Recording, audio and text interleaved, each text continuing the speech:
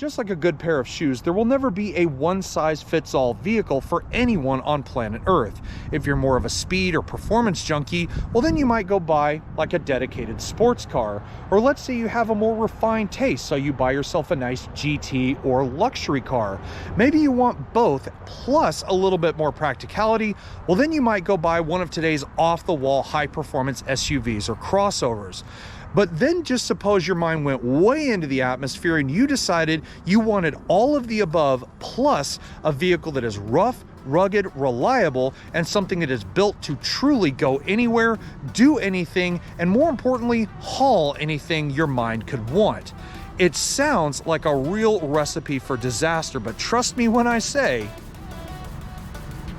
it isn't.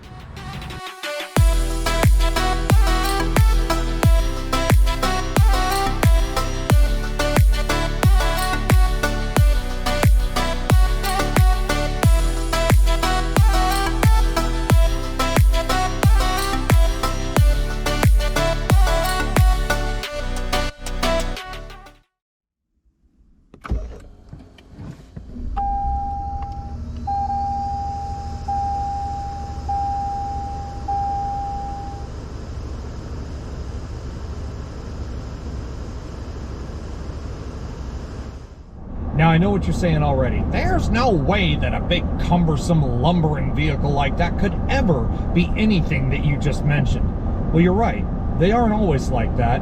But it's just amazing to think how far pickup trucks have evolved over the years to turn into what I'm driving right now, the new Tundra Capstone, the absolute pinnacle of what Toyota is offering for more full-size pickup truck buyers. Now, yes, is it the most powerful truck in the world? Well, certainly not as powerful as a Ram TRX or a Shelby F-150, let alone even the new Ram 1500s with their twin turbocharged Hurricane inline 6-cylinder engines.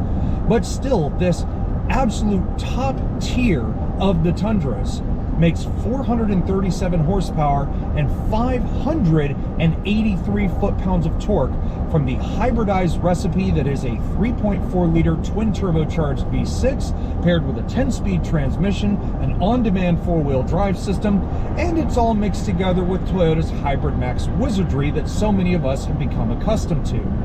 Now, the hybrid does pay one benefit in my mind, which is actually fuel economy. Not really something you think of when you think of a big old pickup like this. But surprisingly, even though over my week that I've had this truck I've only averaged about 16.5 miles to the gallon combined, this truck, through the EPA standards, will rate at 19 miles per gallon in the city and 22 miles per gallon on the highway. So if this is supposed to be the very best Tundra that you can buy, what does it feel like? Well, the good news is it doesn't really feel like any of the other Tundras that I've had the pleasure of driving before, which, by the way, this now makes the 4th time that I have driven this new generation Tundra overall since I first saw it at a private press event right before the launch of this all-new generation came to be.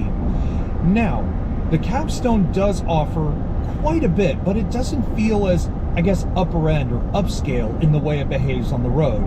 It is still a very big lumbering beast. There's no denying that. But it is somewhat relaxed. It feels a little bit more quieter in here. You can still hear the engine purring away up front. You can still hear a bit of tire noise, and it does feel like you are insulated a little bit more. Now, just because in some cases the Tundra might be a hybrid, it doesn't whisper around like a Prius would. This thing is a real big-boweled heavy breather, because even in eco mode like I'm in right now, the most lackluster and numb of the drive modes you can pick from, you don't even have to poke it that hard. You just give it a little bit more than you normally would.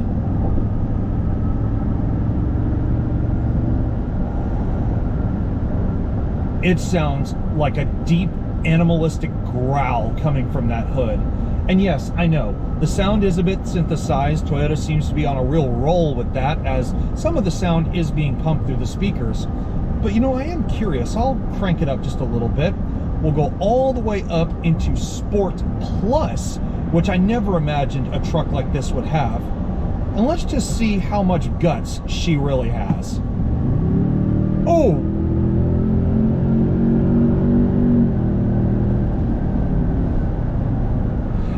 That's the way almost 600 pound-feet of torque should really feel. Slam your head back in the seat and growl like an absolute monster. I love it.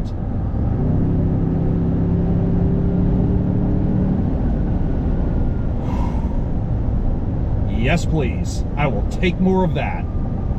Of course, things like speed, horsepower, even road manners and comfort, they're kind of irrelevant when you really think about the true point and aim of what a pickup truck is supposed to be. Because even though this truck is nothing close to a Gigantamax of a heavy duty, it still is a plenty capable vehicle when it comes to getting the job done. Now, the numbers do wildly vary depending on which model of the Tundra you get. But in the specification that I have here with the Capstone model with four-wheel drive and a standard Class 4 tow hitch at the back, you will be able to haul 10,340 pounds. Now that's not necessarily a class leader, but if you can't haul anything at least light to maybe medium duty with this truck, it really is going to be a case of go much bigger or go home. But the best part of the Tundra by a mile is even though this truck is as modern as just about any other vehicle on the road, there is one area where it isn't, and it's what this body of mine is riding on, a new boxed frame chassis. Yes, it may have been updated for this new generation compared to the outgoing Tundra, but still, this is a true body-on-frame pickup truck here in 2024. So if you can't stand the idea of something that's unibody or space frame design or maybe has a complicated chassis name that's a mile long, it's nice to know that Toyota likes to throw it back to the good old days every once in a while. While this truck's road manners do denounce it as an absolute bruiser of a half-ton, it feels like when you stop and look at it visually, especially in a more neutral color like this celestial silver metallic here, it feels like Toyota, and really just the Tundra in general, took more of a laid-back or subdued approach to the way it grabs your attention. Now, it is still in your face in a lot of ways, and I don't just mean the sound that this truck makes. I mean, look at that nose, for example. The grille is the same width as the Manhattan Tunnel. It is just huge, and the Capstone does give you a little bit more of a visual cue that it's something more special, with gloss black and silver running pretty much everywhere. This one has the blue highlighted Toyota badge signifying its Hybrid Max powertrain, but a lot of the stuff on this truck is pretty standard for most upper-end Tundras. I love the silver accent here going across the middle with Tundra emblazoned right across the middle, hiding in between your LED fog lights. And if this truck, or this particular one, was in a darker color, that would stick out a lot more. Speaking of lighting, these LED headlights we've seen on a lot of the higher-end Tundras that we've tested already. You've got LED high and low beams, the matte silver finished LED daytime running lights, and one of my favorite parts with the LED sequential turn signals at the bottom. You can see this truck still carries the air pockets that go through the sides, but as if it needs any more airflow with that massive nose staring at you. But this is an $82,000 truck, or even over 82 grand in some cases, so you need tech. And this one has a plethora of cameras, including the one hidden there up under the badge. You have the full Toyota safety sense going on, adaptive radar cruise, forward collision warning, rear collision braking. All that stuff is included as part of the package. So if that's the case, what else does the Capstone have that others just don't? Well, it doesn't really have any extra length to add to the equation, because in its current state with the Crew Max cab and a 5.5-foot bed, not to mention a 145.7-inch wheelbase, this truck stretches a total of 233.6 inches long, which means you really aren't going to be upstaging any other Crew Max Tundra owners. But you might, however, when you show them your 22-inch wheels on your $82,000 Capstone. Now, I love the way these look. Despite being maybe a little bit busier for some, I love the polished inserts in the middle with the machine face on the outside, and these things are wrapped in 265/50 series Bridgestone Dueler tires. And if the sheer size of this truck, let alone its enormous price tag, aren't enough to make you think that the Tundra has big on its mind, well, just walking down the side and starting off with its mirrors might sway your opinion a bit. I start with the mirrors because these things are gigantic. I first saw them on the Tundra TRD Pro, not a surprise there. And what's crazy about these is not only are they power folding, but there's no body color anywhere on here. I would have thought maybe for this ultra exclusive high-end trim, the Toyota would have done something about that, but they still are quite beneficial despite their enormous size. I love the dual mirror setup, this bottom one acting more like a blind spot mirror, even though this truck does come standard with blind spot monitoring, and these exterior mirrors are also heated. They also come with little nuances like the exterior puddle lamps and the massive extension for another one of these mini cameras hidden on the outside. Now, there are some more obvious things, like if I was able to stand on my tiptoes, you'd be able to see there is a panoramic sunroof on this truck. Or if I walk up to it with the doors unlocked, you can see it has the power folding running boards as standard on the Capstone. Now, I do like features like that, but one of the things that still bugs me just a little bit is the bland look to the advanced keyless access fob. Now, we've seen ones with their names emblazoned on the back. It would have been cool to see this one say like Capstone or something like that. Kind of the same complaint I had with the Tundra TRD Pro. It just doesn't look special enough, but it does everything you need. Lock, unlock, you can release the tailgate, you've got panic and the releasable key blade that comes out of the bottom. Now, seeing how this truck is already open, if you want to lock it, you just lay your finger right there along the front edge of the handle, and assuming you have the key on you to get in, all you do is just grab the handle as normal. And believe it or not, we're only getting started with the party tricks as we come around to the Tundra Capstone's rear end. And before we even get to all the fun stuff, the crucial question on a lot of potential truck owners' minds is just how much can this thing really haul? Well, again, those numbers vary wildly depending on which trim level you specify, but to use the Capstone as an example here with the 5.5-foot bed equipped, you can put 1,485 pounds worth of payload into the back bed. But what's even crazier is getting access to that back bed. Once you get past the very interesting design to the LED taillights, and there are sequential turn signals just like you get in the front, and even the Tundra name that has been stamped into the rear tailgate, which kind of looks a bit gaudy in this case with these stick-on chrome accents here in the middle. Not so much a fan of that. You could use the key fob to just pop the dampened tailgate down, or you could really try to impress your friends by pushing the button here on the side and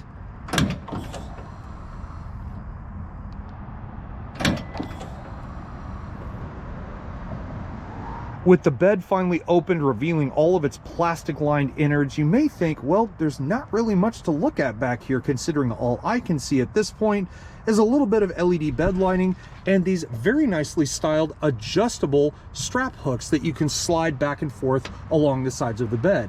But I did mention that there are a couple of more party tricks back here, and the first of which that I really like and that I have used in the week that I've had this truck is the 120 volt alternating current power outlet hidden here in the back of the bed. I know that's not too much of a shocker. A lot of newer 2024 and even 2025 model trucks have that same feature, but it's nice to know that Toyota is also thinking about those who may need a rolling power supply out on the road. And also, just suppose that the space inside of this bed is not enough for you. In a typical Tundra twist, you can roll down that entire rear sheet of glass right there, thus opening the cabin up to something maybe a little longer. Maybe you got a big piece of wood or a surfboard, and the back bed is just not comfortable enough for you to fit such an item in. Roll that down, you could shove it right up into the cabin, and suddenly you've got even more space than you thought you had before.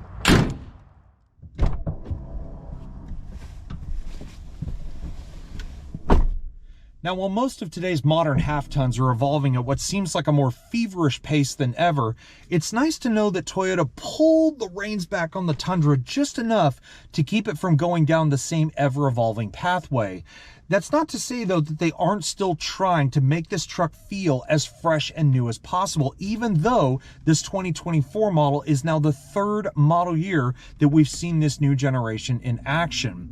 Now, When it comes to emptying your 401k into a pickup truck, the Tundra may or may not be your best option, even at almost $82,500, as I said, for this highest end level.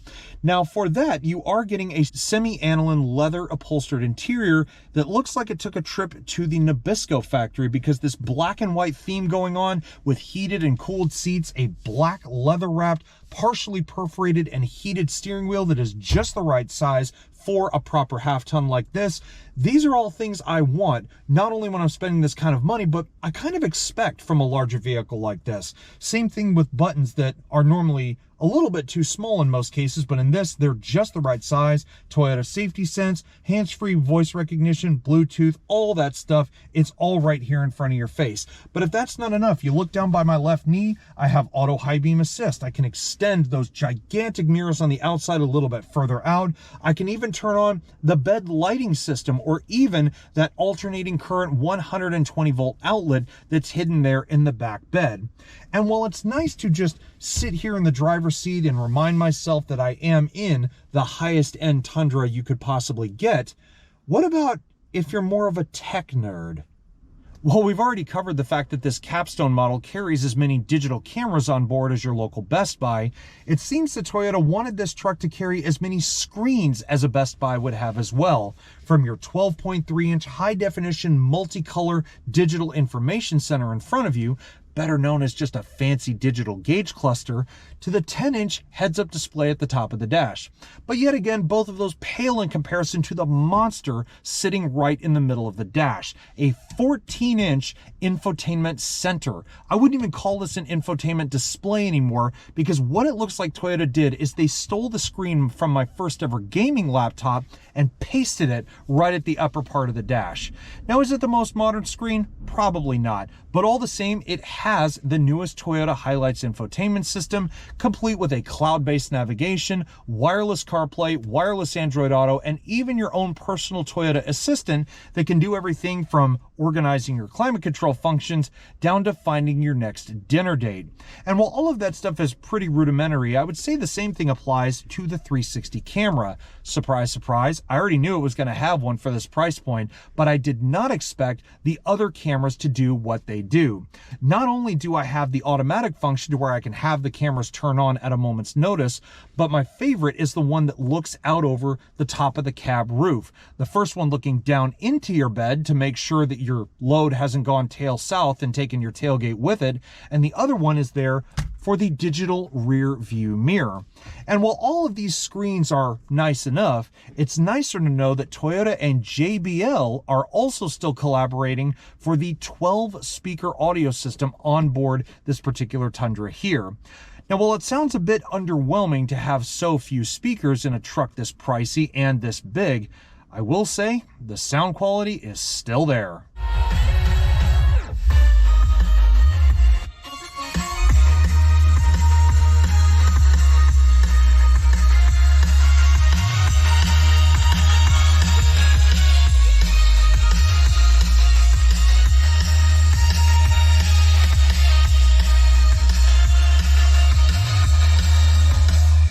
Even after that, the Capstone continues its digital onslaught with a dual zone climate control setup with some really interesting looking keys for at least the main ancillaries that you would need, like your temperature controls, fan speed, auto AC, and so on. Maybe except for the normal buttons for the heated and cooled seats. I definitely like having those in a truck like this. Even so, as you keep moving down, you have your trailering controls, including the trailer brake just outside of all the button arrangement there. Your camera controls, traction control, and even the two buttons that allow you to either manually or automatically adjust the $1,045 optional load leveling air suspension system. You move on down, the vertical stack wireless charger, one of my favorite things about the technology side of the Tundra and even the Sequoia for that matter, down to the chunky shifter for the 10-speed transmission, the 4-wheel drive, the drive mode, tow haul mode, and then of course a giant center console.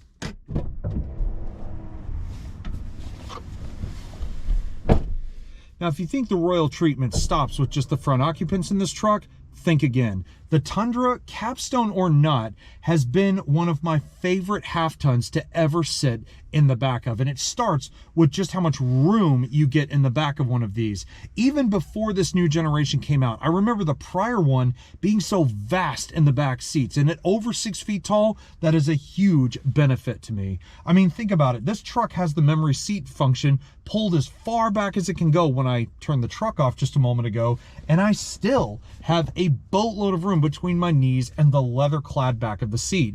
If perhaps you're even taller than I am, well, even the headliner is indented to allow your head to wobble around a little bit more. But this is the status symbol, the top dog of the Tundra family we're talking about here. So these outboard seats, heated and cooled, no shocker there. You have another USB and USB-C at the back of the console, another alternating current plug should you find your electronic needs become, well, maybe about as large as this truck itself. You have 4 cup holders in here from the puny little center console in the back, which is nice. It's padded, leather clad, but you know, the cup holders aren't exactly what you would call accommodable should you have like a larger bottle of some kind of drink. But I think my favorites are the ones at the back of the center console here, just right for a bottle of that size. You want to dim the lights? Well, you've got sunshades up here.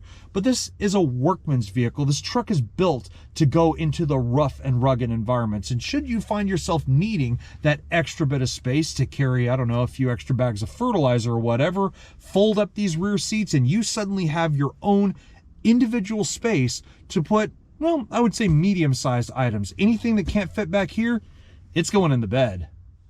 And on that note, everybody, this now concludes our review and test of the 2024 Toyota Tundra Capstone. It's hard to believe that this now makes the 4th time, like I said, that I have driven this new generation Tundra. And in a weird way, it feels like it's already starting to age pretty well. Not so much in a bad sense, though. It's still a very handsome truck. It's plenty powerful no matter which way you go. And if you decide you really need to spend the upper end of the 5-figure range, the Capstone still is, or at least has, enough to make you happy. But anyways, if you've enjoyed this review today, please give this video a thumbs up, and also while you're at it, hit the subscribe button down below, because trust me, things like this would never have existed without subscribers and viewers like yourselves, and without partnerships like Toyota USA. But at the end, guys, I hope you enjoyed the video, and I will see you all in the next one. Take care, everybody, and stay safe.